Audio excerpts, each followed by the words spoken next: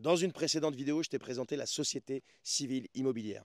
Bien sûr, il y a des choses à approfondir et pour ça, je te conseille d'aller voir un professionnel, par exemple ton notaire ou un expert comptable ou alors un avocat spécialisé qui va tout expliquer de A à Z et qui va entrer dans le détail avec toi. Mais dans cette vidéo, je vais te parler d'autre chose, des 5 erreurs à éviter, mais absolument, qui sont les erreurs les plus courantes qu'on voit tous les jours quand tu te lances dans une SCI, que tu débutes. Mais avant, je vais te rappeler quand même deux choses que je te rappelle à chaque fois. Si tu as un emprunt immobilier et que tu as une assurance emprunteur qui te coûte trop cher, c'est certainement le cas à chaque fois, surtout si c'est ta banque qui te l'a collé.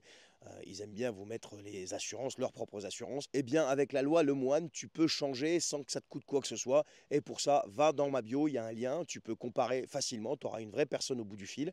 Et si tu cherches un emprunt immobilier, que tu viens de signer un compromis de vente ou tu es sur le point de signer un compromis de vente, eh bien, va faire une simulation. J'ai aussi mon partenaire, ça fait 15 ans que je bosse avec lui. Tu verras qu'il te trouvera des conditions super sympas. C'est gratuit, ça ne te coûte rien, mais par contre, ça peut te faire économiser beaucoup. Allez, on attaque les 5 grosses erreurs en société civile immobilière. La première, c'est copier-coller des statuts trouvés sur Internet. Ça, les gens pour économiser, eh bien, ils vont copier-coller des statuts, ils bricolent ça eux-mêmes, mais le problème, c'est que ça peut leur coûter très cher. Une SCI, c'est pas un modèle standard. Tout dépend de ton projet, de ta situation familiale et de tes objectifs. Si tu prends des statuts, par exemple, par hasard, comme ça, sans personnalisation, eh bien, sache que tu as une bombe à retardement entre les mains. Ben oui, et ça peut coûter très cher. Je t'assure que le fait de dépenser quelques centaines d'euros pour rédiger les statuts, ça va te faire du bien. Prends un professionnel, tu le remercieras plus tard si jamais, surtout ça tourne au vinaigre. La deuxième erreur, c'est ne pas choisir le bon régime fiscal. IS ou IR, donc impôt sur les sociétés ou impôt sur le revenu, c'est pas juste une case à cocher, hein. Chaque régime a ses avantages, mais aussi ses pièges.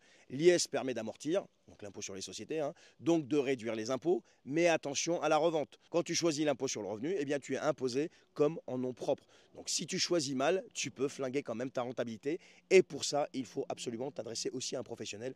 Je pense que ton expert comptable te conseillera le mieux. Ensuite, la troisième erreur, monter une SCI sans aucune stratégie ou sans une vraie stratégie. Une SCI est un outil. Ça doit servir un objectif.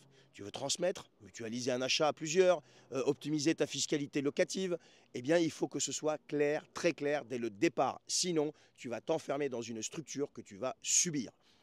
La quatrième erreur, penser que la société civile immobilière te protège de tout. Les gars, ils se disent, ouais, je m'en fous, je suis en SCI. Non, non, une SCI ne te rend pas intouchable. Si par exemple tu te portes caution pour un crédit, eh bien ta responsabilité personnelle est engagée. Et si tu gères mal, eh bien l'administration fiscale peut te tomber dessus. Et c'est pas un bouclier magique la SCI, il faut le savoir. La cinquième et la dernière erreur, oublier la gestion courante. Monter une SCI, c'est pas juste signer des papiers et encaisser les loyers. Non, il y a des assemblées générales, une comptabilité à tenir, des décisions à acter. Et si tu ne le fais pas sérieusement, eh bien, tu seras hors des clous. Et donc, ça peut te coûter encore beaucoup plus que ce que tu as voulu économiser. Donc, voilà les 5 pièges à éviter, les 5 erreurs à éviter quand tu te lances dans une société civile immobilière. Bien sûr, moi, je te donne des informations succinctes, mais il faut quand même, quand tu décides de te lancer, d'aller prendre rendez-vous avec ton notaire, avec ton avocat ou avec ton expert comptable, etc., etc., parce que ce sont eux qui vont te conseiller beaucoup mieux que moi. Voilà, allez, je te souhaite une bonne journée, partage cette vidéo s'il te plaît, et je te dis à la prochaine.